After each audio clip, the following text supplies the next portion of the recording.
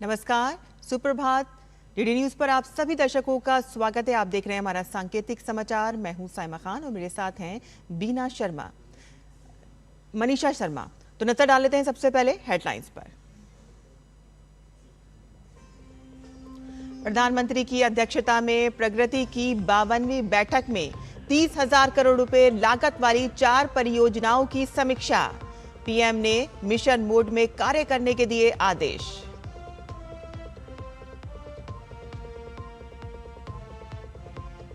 भारत की अध्यक्षता में आज से गुरुग्राम में ब्रिक्स ऊर्जा मंत्रियों की 2 दिवसीय बैठक।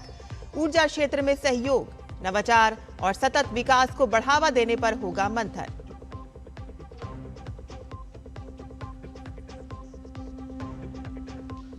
आज है संविधान हत्या दिवस। लोकतांत्रिक मूल्यों और नागरिक स्वतंत्रताओं पर हमला करते हुए 1975 में तत्कालीन इंदिरा गांधी सरकार ने देश भर में लागू किया था आपातकाल।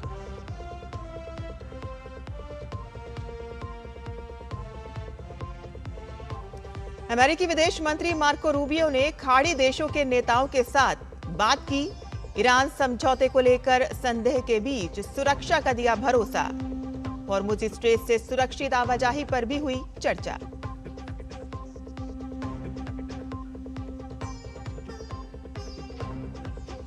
और आईसीसी महिला T20 विश्व कप में आज भारत का सामना बांग्लादेश से। जीत की पटरी पर लौटने के इरादे से मैदान पर उतरेगी टीम इंडिया।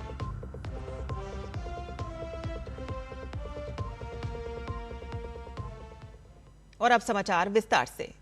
प्रधानमंत्री नरेंद्र मोदी ने बुधवार को सेवा तीर्थ में प्रगति की 52वीं बैठक की अध्यक्षता की। उन्होंने सड़क, बिजली, औद्योगिक कॉरिडोर और मेट्रो रेल क्षेत्रों से संबंधित 4 महत्वपूर्ण अवसंरचना परियोजनाओं की समीक्षा की।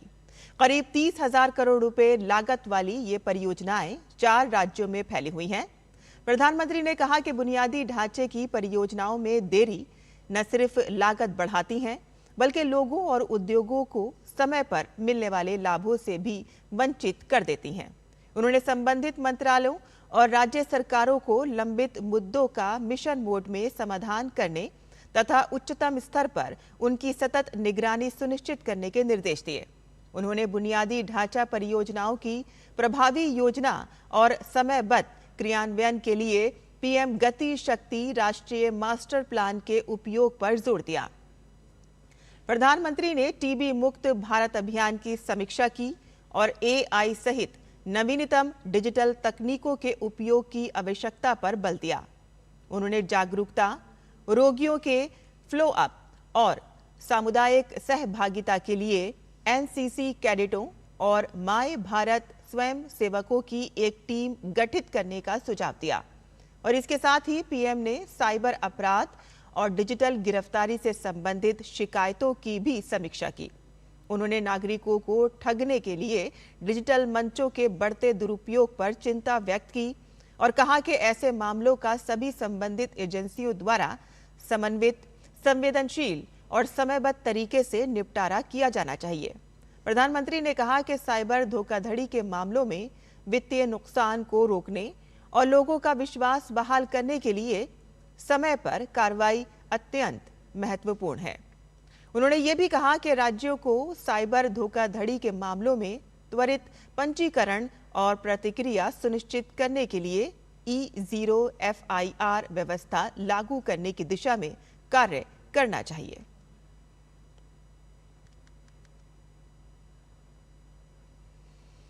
भारत की अध्यक्षता में आज से हरियाणा के गुरुग्राम में 11वें ब्रिक्स ऊर्जा मंत्रियों की बैठक शुरू हो रही है और इस 2 दिवसीय बैठक में ब्रिक्स के सभी 11 सदस्य देशों के ऊर्जा मंत्री और वरिष्ठ अधिकारी हिस्सा लेंगे। बैठक में ऊर्जा सुरक्षा और सतत विकास, ऊर्जा तक समान पहुंच तथा प्रौद्योगिकी और नवाचार जैसे 3 प्रमुख विषयों पर विचार विमर्श किया जाएगा। ये बैठक भारत को विकासशील देशों की प्राथमिकताओं को आगे बढ़ाने और समावेशी वैश्विक ऊर्जा के भविष्य में योगदान देने के लिए महत्वपूर्ण अवसर प्रदान करेगी। भारत की ब्रिक्स अध्यक्षता इस वर्ष building for resilience, innovation, corporation and sustainability विषय पर आधारित है।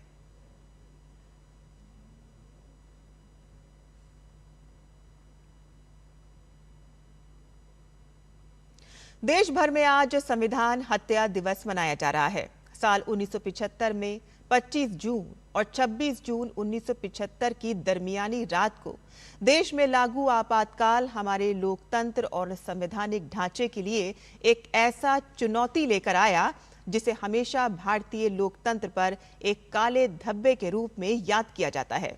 तत्कालीन इंदिरा गांधी सरकार ने लोकतंत्र को अधिनायकवाद की तरह कब्जाने की कोशिश की थी। संविधान को हथियार बनाकर जनता के खिलाफ इस्तेमाल किया गया और संविधान बदलने की पूरी कवायद हुई। और यही नहीं, नागरिकों से उनके मौलिक अधिकार छीन लिए गए और प्रेस की आज़ादी को निलंबित कर दिया गया। इमरजेंसी के खिलाफ उठने वाली हर आवाज़ को दबाने की कोशिश की गई और नेताओं को जेल में डाल दिया गया। आपातकाल के दौरान नसबंदी की भयावह घटनाएं आज भी लोग भूल नहीं पाते हैं। इमरजेंसी का वह भयानक दौर आज भी उन घटनाओं की याद दिलाता है। प्रधानमंत्री आवास योजना शहरी को शुरू हुए 11 साल पूरे हो चुके हैं। प्रधानमंत्री नरेंद्र मोदी के नेतृत्व में 2015 में आज ही के दिन इस योजना की शुरुआत हुई थी। ये योजना शहरों में रहने वाले लाखों निम्न और मध्यम आय वर्ग वाले परिवारों के लिए पक्के घरों का सपना पूरा कर चुकी है। प्रधानमंत्री आवास योजना शहरी के चलते अब तक करोड़ों लोगों के चेहरे पर मुस्कान आई है और ये योजना महिला सशक्तिकरण का भी बड़ा माध्यम बनकर उभरी है। और इसी के तहत बड़ी संख्या में परिवार की महिला मुखिया को पक्के घर का मालिकाना हक मिला है। प्रधानमंत्री आवास योजना शहरी की वजह से अनेक परिवारों का वर्षों का सपना पूरा हो रहा है। अमेरिका और ईरान के बीच हुए प्रारंभिक शांति समझौते को लेकर खाड़ी देशों की चिंताओं के बीच अमेरिकी विदेश मंत्री मार्को रूबियो ने संयुक्त अरब अमीरात और कुवैत के नेताओं से मुलाकात की है। उन्होंने क्षेत्रीय सहयोगियों को भरोसा दिलाया है कि अमेरिका उनकी सुरक्षा से कोई समझौता नहीं करेगा। पिछले सप्ताह अमेरिका और ईरान के बीच हुए प्रारंभिक समझौते में तेहरान के लिए कुछ प्रतिबंधों में छूट और 300 अरब डॉलर के पुनर्निर्माण कोष का प्रस्ताव शामिल है। हालांकि अमेरिका के क्षेत्रीय सहयोगी इस प्रस्ताव को लेकर सुरक्षा संबंधी चिंताएं जता रहे हैं। रूबियो ने अबू धाबी में संयुक्त अरब अमीरात के राष्ट्रपति शेख मोहम्मद बिन जायद अल नहयान और अन्य वरिष्ठ नेताओं के साथ बैठक में ईरान के साथ हुए समझौते, हॉर्मुज स्ट्रेट में सुरक्षित समुद्री आवागमन और क्षेत्रीय शांति पर चर्चा की। उन्होंने संयुक्त अरब अमीरात की सुरक्षा के प्रति अमेरिका की प्रतिबद्धता भी दोहराई और इसके बाद रूबियो ने कुवैत के अमीर से भी मुलाकात की और क्षेत्रीय सुरक्षा तथा स्थिरता पर चर्चा की। इस बीच कतर के प्रधानमंत्री ने ओमान में ईरान, इराक और खाड़ी देशों के बीच हॉर्मुज स्ट्रेट को लेकर अलग वार्ता शुरू करने पर चर्चा की। तो वहीं अमेरिका और ईरान के बीच अगले 60 दिनों तक परमाणु कार्यक्रम सहित अन्य लंबित मुद्दों पर बातचीत जारी रहेगी।